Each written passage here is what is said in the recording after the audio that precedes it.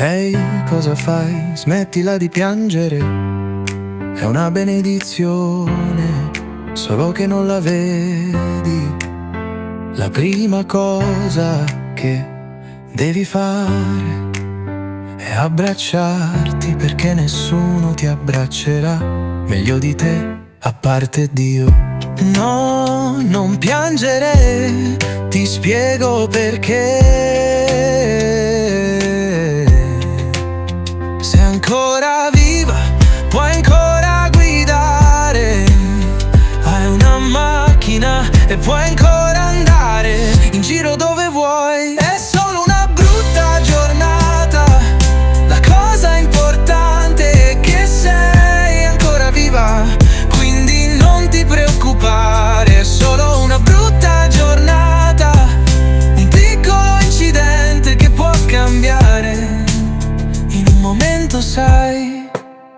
E mi chiedi come faccio ad essere così gentile.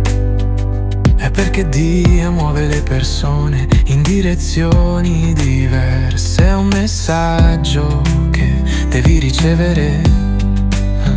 Quante volte la gente dice di no, quante volte la gente si ferma e dice di sì. È solo una brutta giornata, la cosa importante è che sei ancora viva, quindi non ti preoccupare. È solo una brutta giornata, un piccolo incidente che può cambiare in un momento, sai.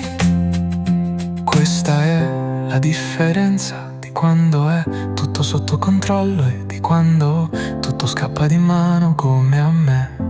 Pensa un po', sei una bella ragazza, hai una bella macchina, hai un lavoro, hai Dio, hai qualcuno che sia lui o lei che ti amerà per sempre, anche quando le cose non vanno bene, sai. È solo una brutta giornata, la cosa importante è che sei ancora viva, quindi non ti preoccupare. È solo una brutta giornata, un piccolo incidente che può cambiare in un momento, sai. Le cose positive ti renderanno la giornata più bella. Quando ti senti giù, pensa a tutte le cose belle che hai, perché una cosa negativa può rovinare i tuoi sentimenti in un momento, ma non può ammazzarti, non può portarti via niente.